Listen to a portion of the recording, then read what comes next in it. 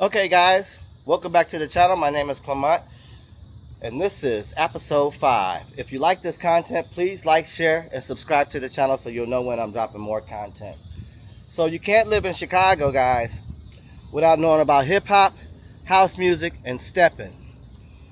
These things here are staples in Chicago as far as culture. And when a lot of people say we don't have any culture, that's what our culture was. Hip-hop, house music, and let's find out more about Chicago. All right, so you could not live in Chicago without knowing about hip-hop. Hip-hop was one of the things that kind of scaled down the gang violence, because when we start getting into hip-hop and rap music and b-boying or whatever you want to call it, graffiti, that's when kids were no longer thinking about joining gangs as much as it might have been, because we found something else to do. Now you're talking about kids that used to get on the train, travel from Rogers Park or any part of the city, go down to Wilson, go to Z Wallace, get them a pair of nice fat laces, a nice windbreaker, and go break dancing in somebody's hallway at a park. We did all of that stuff. Hopping the turnstile, getting on the train, running the tracks, graffiti on the train, graffiti in the subways. All of that was being done. And it was fun. It was dangerous. Lives did get lost, you know, in the tunnels. You know, kids getting caught by dogs, stepping on the third rail. It happened. But that happened, that was a part of our life, you know, part of growing up in Chicago. We would go to like battles and you know, go to the Rainbow. There would be like parties and concerts we would attend. Hip-hop was a big thing. Rap was a big thing back in the days. People used to get medallions and, you know, like African medallions and put them on their chest.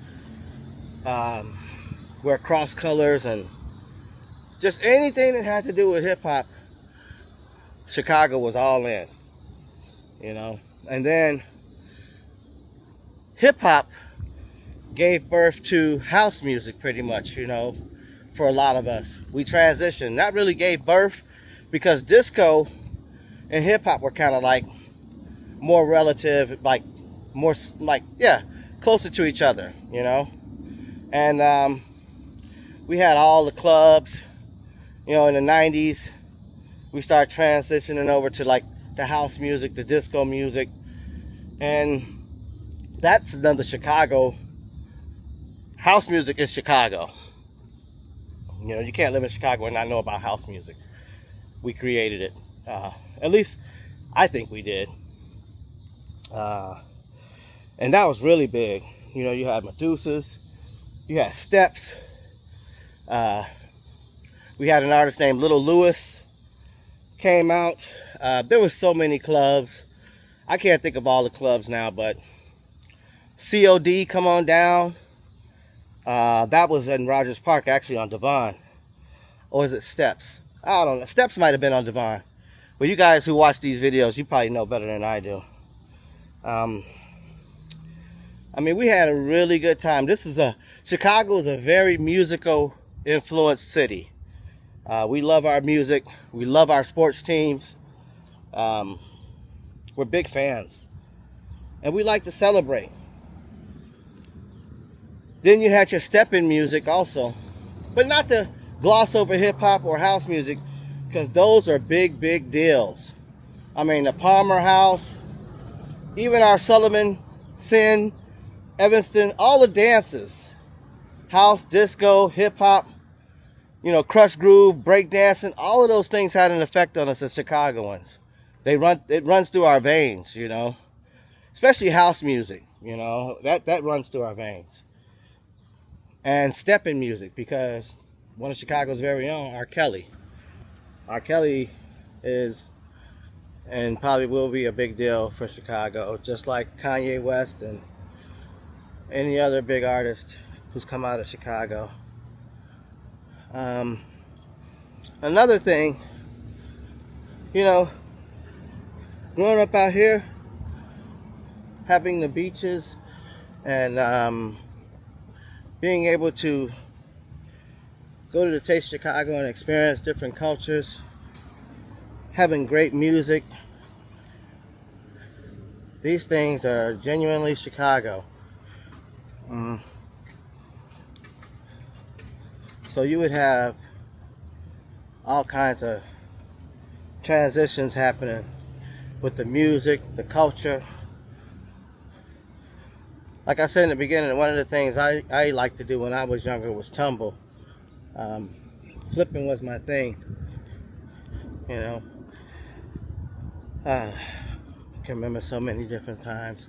You know, when we were kids, we used to get like mattresses, old mattresses, and stack them together and do gymnastics, do, you know, backwards flips off of them.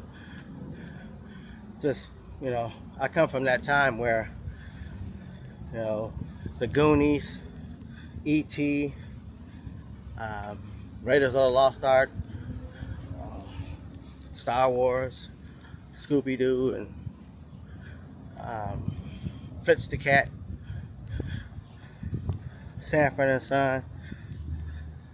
You know, all those things are relevant in shaping you, who you are, you know.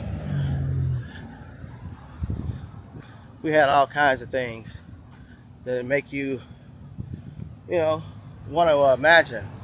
And speaking of that, that's one of the things I want to touch up on. I don't think today's youth, or anybody for that matter, are imagining things, you know. Everybody has a very limited imagination, it seems like, you know, because when I was growing up, we didn't have cell phones, even though I did have one later on in life. But, you know, back in the 80s, no cell phones, no pagers. So, yeah. So that actually meant you had to use your imagination to think of something to do. You know, it's not like now the kids can just pull up to their computer, turn on a game or turn on their console. And I'm not gonna lie, we had Atari, we had Nintendo, Sega, ColecoVision, Activision, or whatever. So many game systems. I'm that old. 8-track cassettes. So, yeah, we didn't have all those things. You actually had to have an active imagination. These days, the imagination's gone.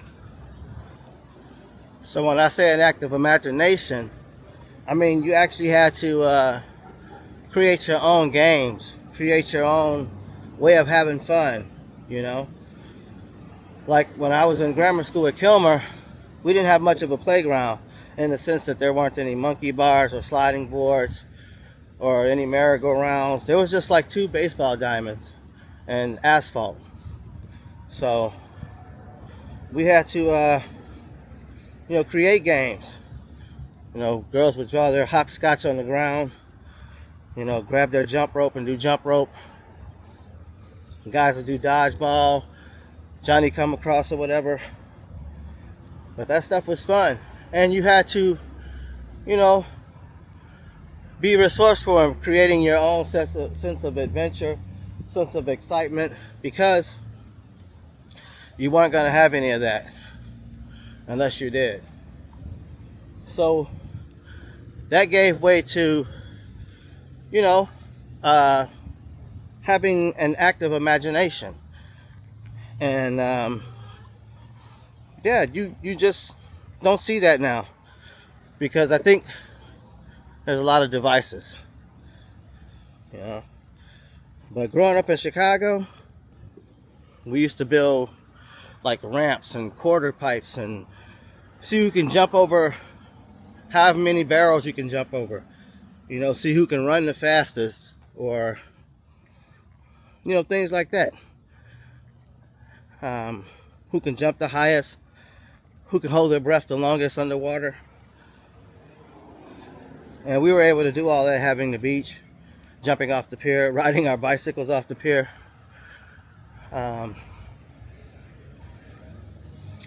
You know, just a neighborhood, a community.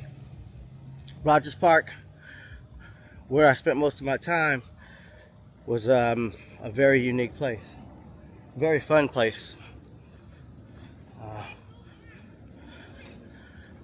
And like most places, it gentrified, you know. They moved all the locals out and then moved all these strange people in, and the place got gentrified. But that's what happens all across every country, every city. So it's the way it is.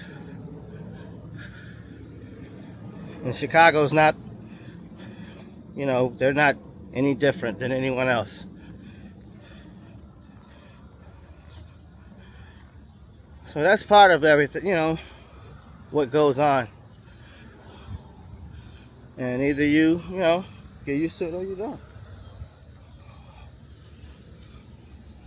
But that's, you know, one of those things where you have cartoons and movies that inspired you to have some sort of imagination.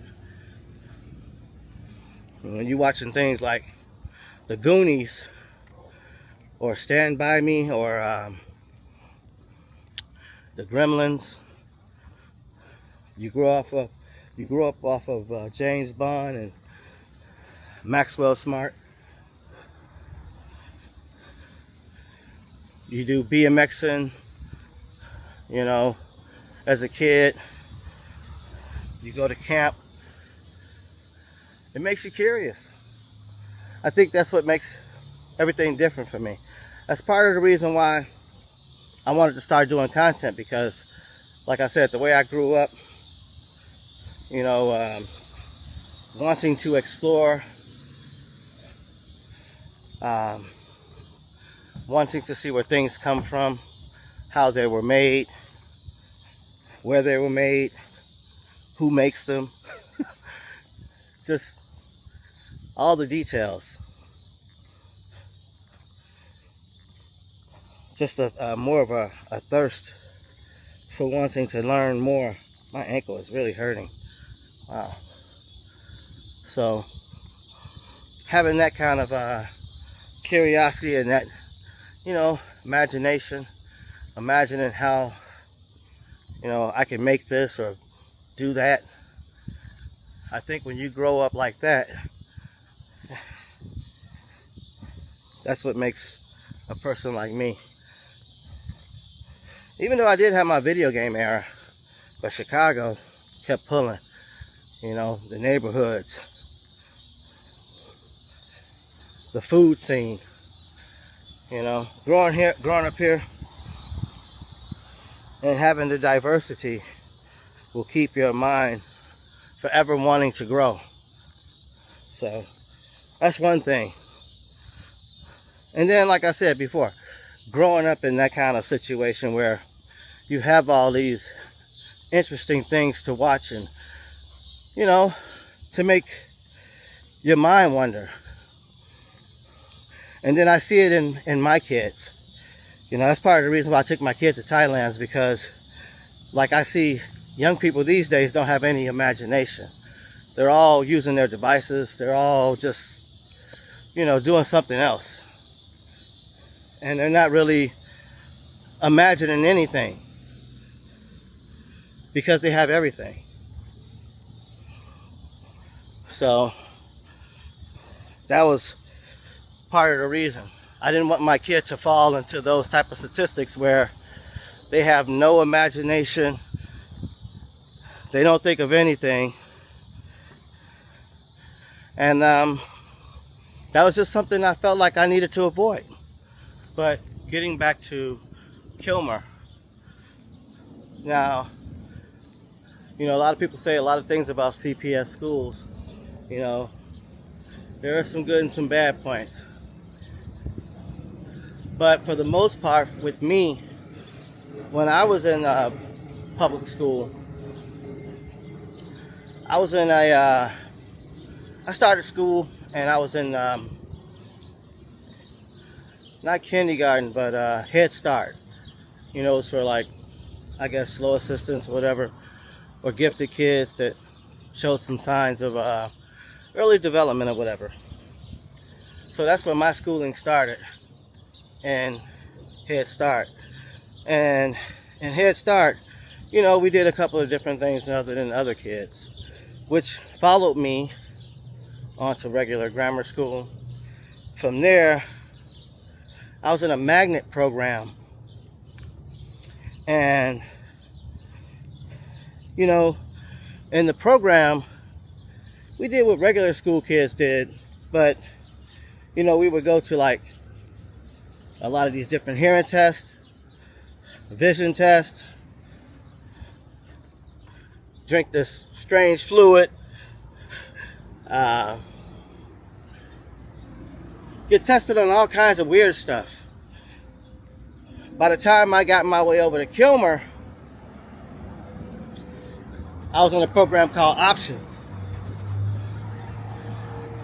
Now, I had no problem with a lot of the programs to begin with, but after a while, I started to recognize that this is not something that I wanted to be a part of.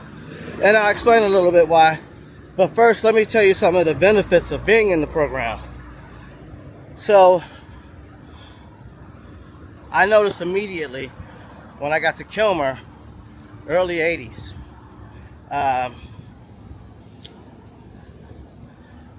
we were going to concerts, plays, all different kinds of shows.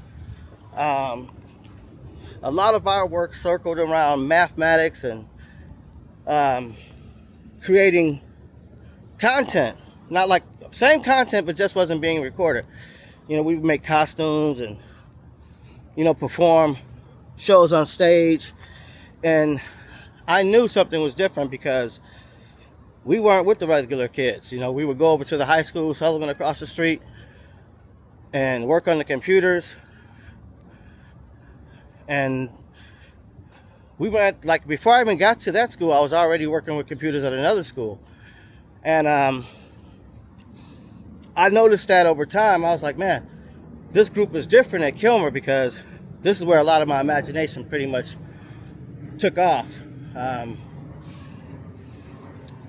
Having French class, which I really never paid attention to, but the creativity, having open campus, being able to go wherever you want, being part of the Options program, where, like I said, we were working on computers very early, before anyone else had any.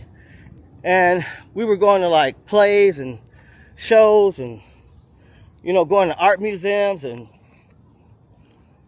it was different, you know. Instead of doing like work, we would be at an event, you know, watching Wicked or something. You know, we would be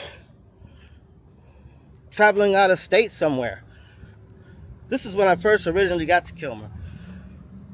But I think when I got to Kilmer, you know, they used to play games like all these little weird games, had weird names. And I stopped wanting to be in Options, because in my household at the time, you couldn't come home wearing tights, you know, like ballerina. And we used to go see ballerina shows and perform and that kind of stuff.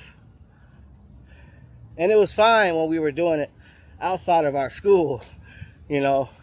But when we were bringing it back to the school and they wanted us to wear these costumes, I thought about being the subject of ridicule, and I didn't want to do it. So my shoe was coming off. I did whatever I could. I became as disruptive as possible, so I would not have to be in Options anymore, because they wanted us to wear those tights, and, you know, I wasn't a fan already. But now we're doing a show for the rest of the school. I'm gonna be good, you know. Because like I said, in my household, that wasn't doable. You know, it is what it is. But Kilmer, though, being exposed to art museums, plays, shows, going out of state, meeting different kinds of people, being a Boy Scout,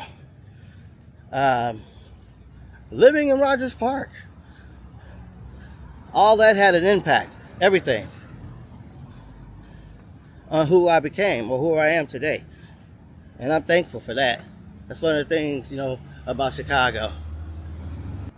Yeah, so living in Rogers Park, going to Kilmer, something unusual happened there. It wasn't like regular school. We were always gone, doing something, learning something, taking part in some type of cultural or festivity. My shoe keeps trying to, I don't know if I can tighten it up or what. But yeah, we're always involved in something like that. Let me see if I can fix this. I guess this fix this is gonna get. And that was cool because we would be taking part in all these different kinds of events that normally wouldn't happen to the rest of the school, because I was in some type of magnet option program, and I'm thankful for that. I always felt like I was a little different because I was a little bit more open to like seeing everything instead of just being told something. I always had to find out, pretty much, because anybody can say anything,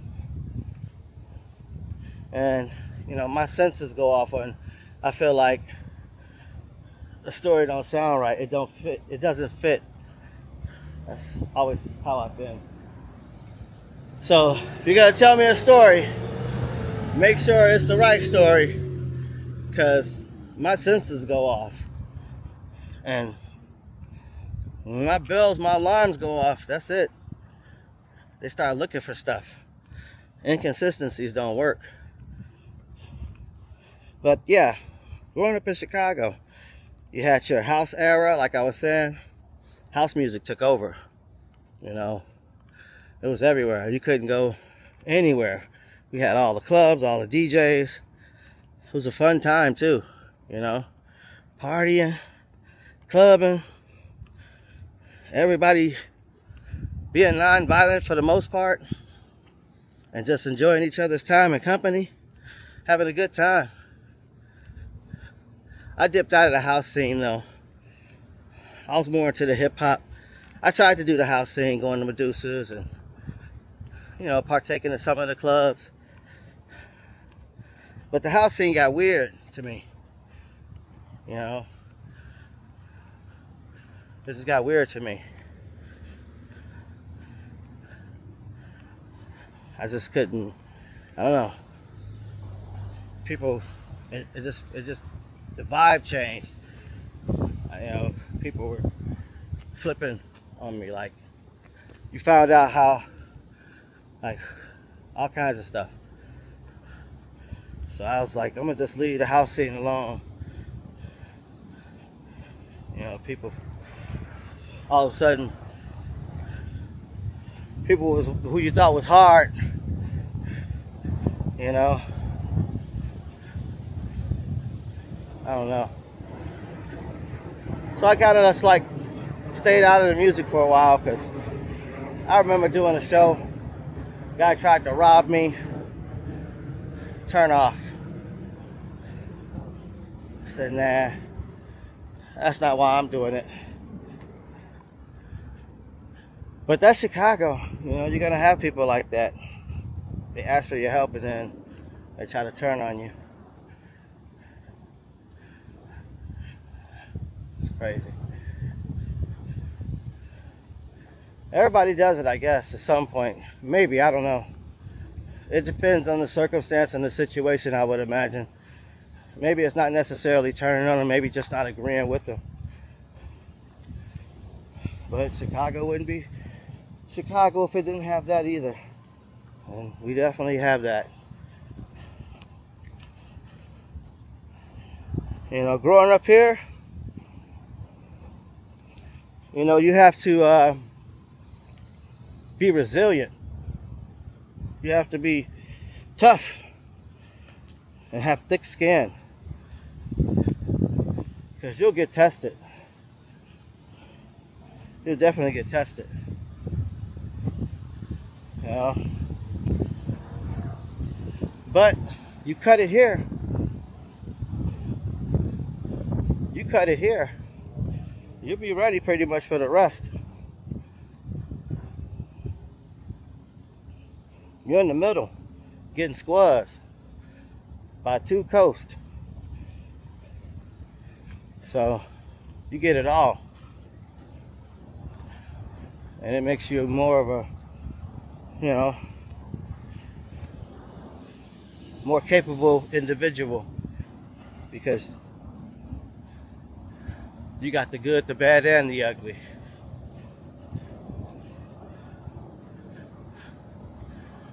You got the combination, the trifecta, or whatever you want to call it. You're getting it from all directions.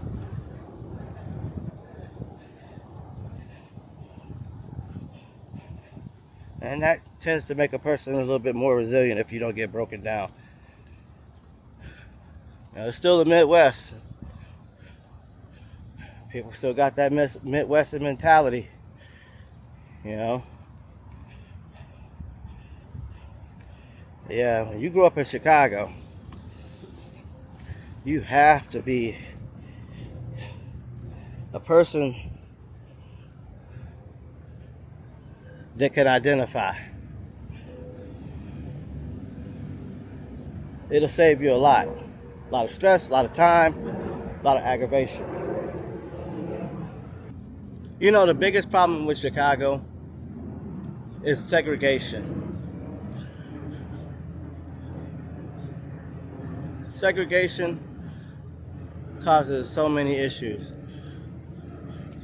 That's why housing or whatever is so out of bounds.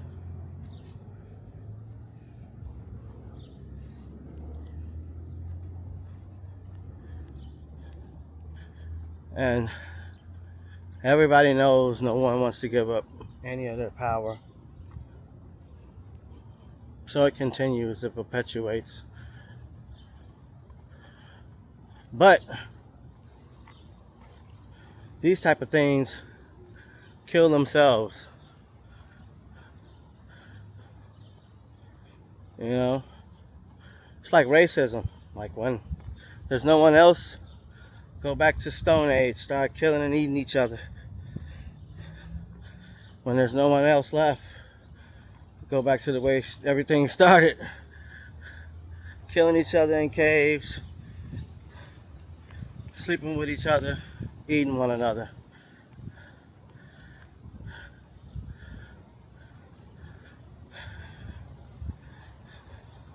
Because I believe it's a natural thing. So I don't think that go away. I think it just moves to the next position, open.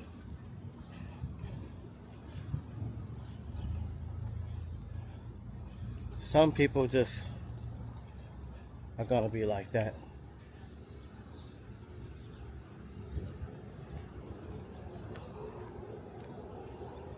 It's in their blood.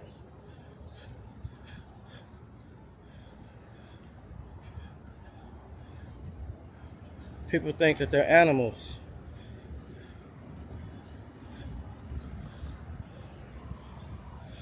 I'm never gonna be no animal. Not an animal.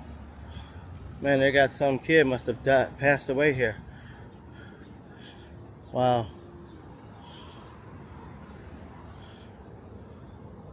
Sad. They got a little memorial here. If you can see that.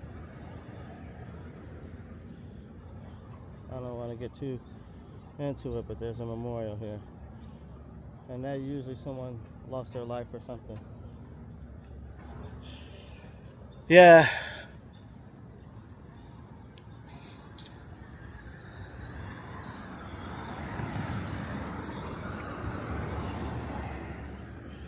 Life. Nobody really gives a care.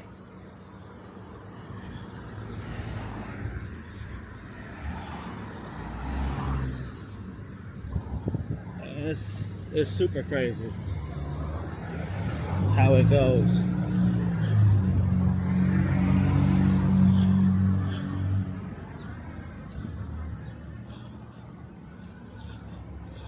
But I get it though, kinda. Some people are just living here and they're just like, it's just another human. So I get it.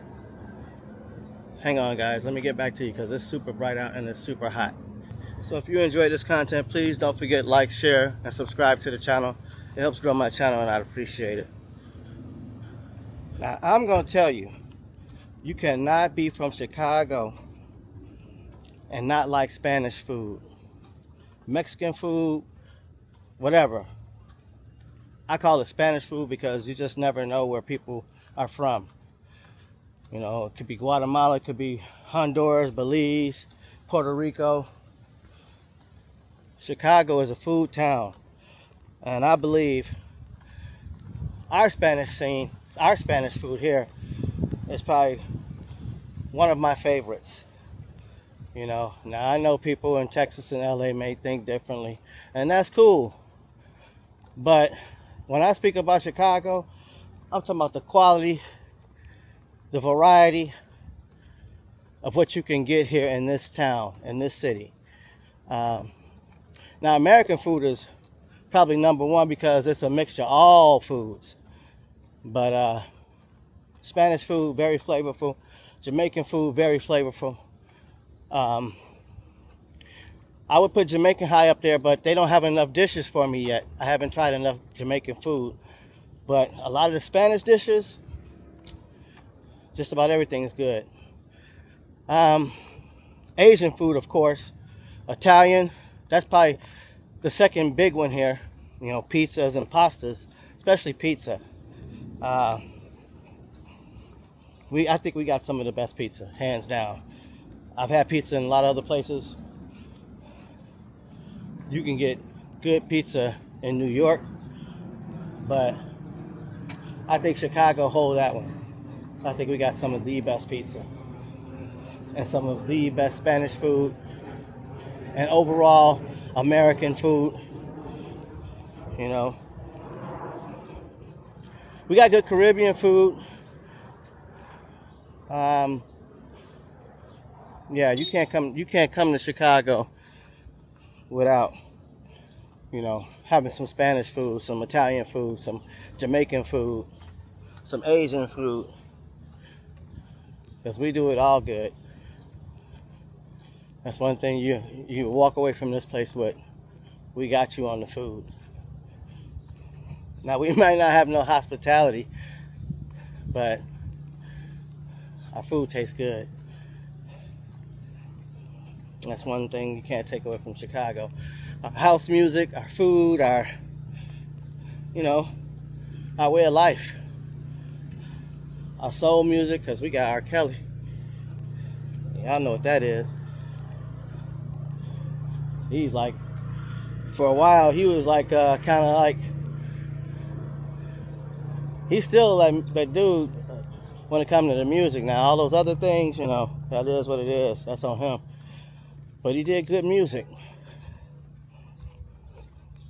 Then we got Kanye West. He's carved his own lane, like R. Kelly.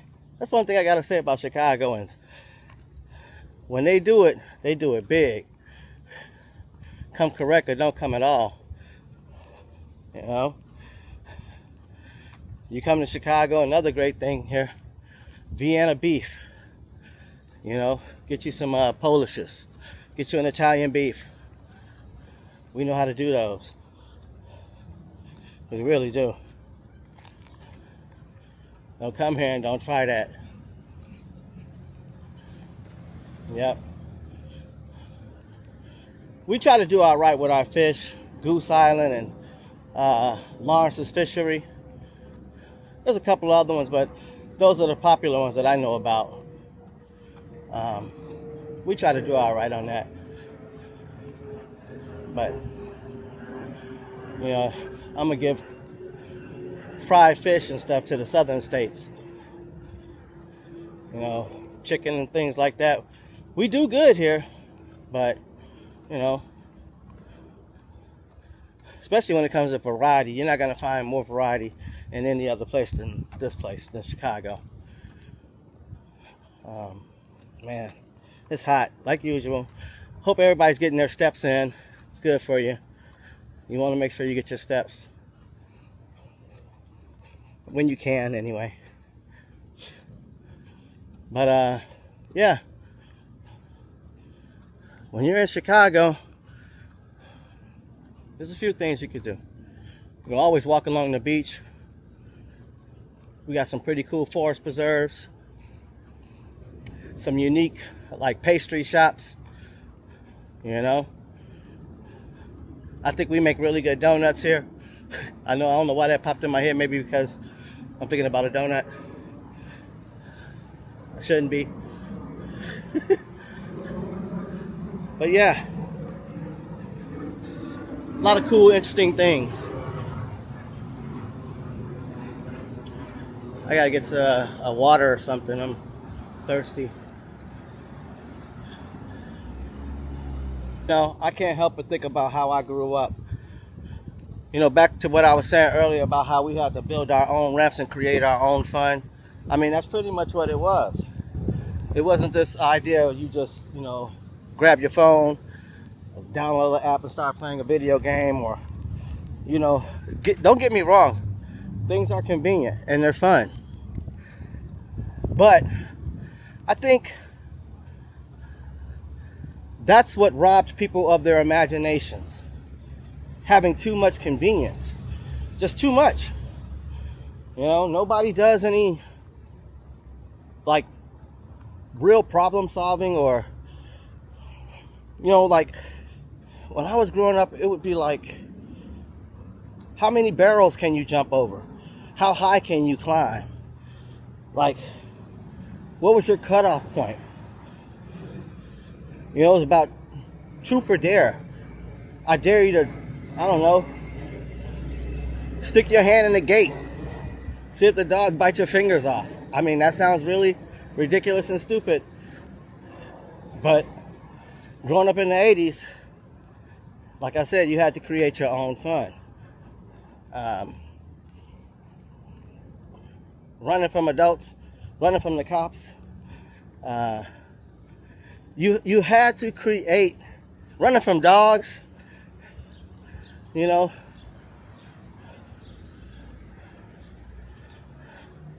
dressing up for Halloween,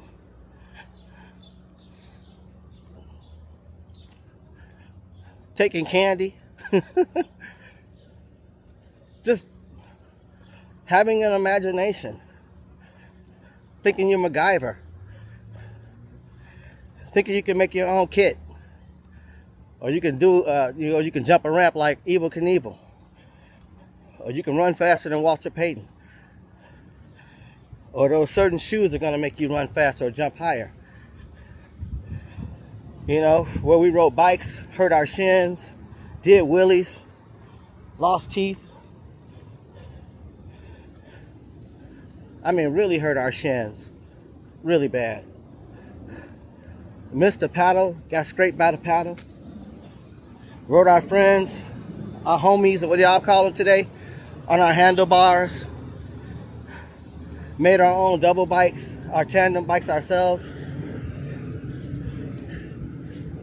Worked on our own cars, worked on our own bicycles. We had an imagination. Till the next episode, peace.